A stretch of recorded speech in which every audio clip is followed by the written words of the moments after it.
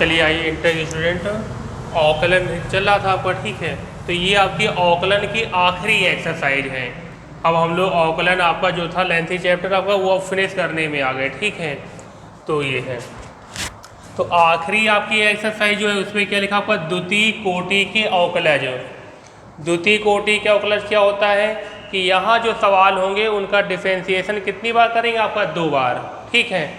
जैसे प्रथम कोटि का अवकलज, अगर कभी आपसे कह दें प्रथम कोटि का अवकलज, तो प्रथम कोटि का अवकलज आपका ये होता है dy/dx, ठीक। द्वितीय कोटि का अवकलज, तो द्वितीय कोटि का अवकलज का मतलब है आपका ये हो जाएगा, ठीक। द्वितीय कोटि का अवकलज का मतलब है कि पहले एक बार डिफरेंशिएशन कर दीजिए, फिर उसी सवाल का दोबारा फिर से करिए। तृतीय कोटि का अवकलज क्या होगा भाई, 3 बार करिए। तो पहले एक बार कर दिया, फिर जो आया उसका दोबारा कर दिया, फिर जो आया उसका तिबारा कर दिया, ठीक है। तो ये होता है। तो वैसे तो इस सवाल में कह रहे हैं आप ये सवाल को दिए हैं, इसमें आपको द्वितीय कोटि का अवकलज मतलब आपको 2 बार डिफरेंशिएशन करना है। तो देखिए जैसे ये सवाल है, इसका मैंने जब पहली बार डिफरेंशिएशन किया तो ये आ रहा है। अब इसी सवाल का अगेन दोबारा फिर से करिए, आपका 2 आ जाएगा, ठीक।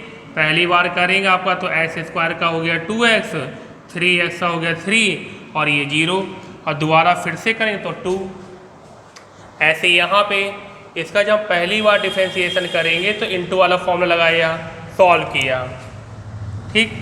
पहली बार अवकलन करने के बाद उसको सॉल्व भी कर लीजिएगा, जब सॉल्व हो जाता है तभी दोबारा होता है। अब इसका देखिए फिर से किया तो यहाँ पे इनटू वाला फॉर्मूला लगेगा और ये, और फिर ये आपका आंसर आ गया।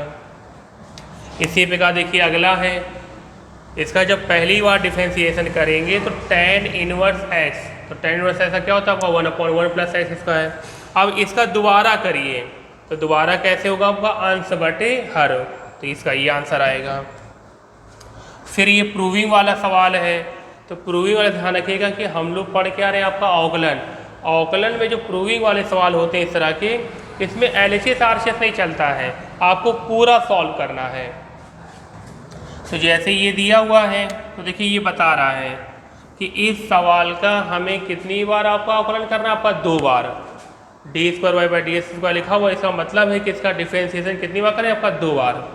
तो देखिए पहली बार डिफरेंशिएशन करेंगे ये आएगा, दोबारा फिर से डिफरेंशिएशन करेंगे आपका ये आएगा।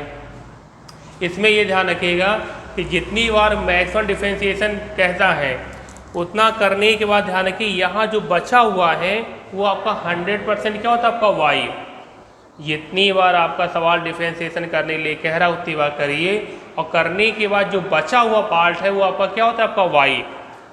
तो यहाँ पे देखिए ये बचा हुआ है, तो इसमें पहले माइनस का चिन्ह कॉमन लीजिए, और फिर ये जो बचेगा क्या, ये आपका y है, आपका यस, और फिर ये इसको ट्रांसफर करिए, आपका आंसर आ जाएगा।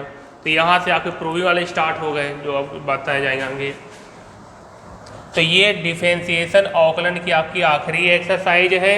इसकी ये एक्सरसाइज कुछ ना कुछ सवाल आपका आएगा जरूर, लास्ट में भी प्रूविंग वाले सवाल है इम्पॉर्टेंट वो, तो इसे भी आपको फेयर कॉपी में करना है। नवंबर में आपके टेस्ट होंगे, तो यही सब आपका आएगा, बढ़िया तैयारी करिए।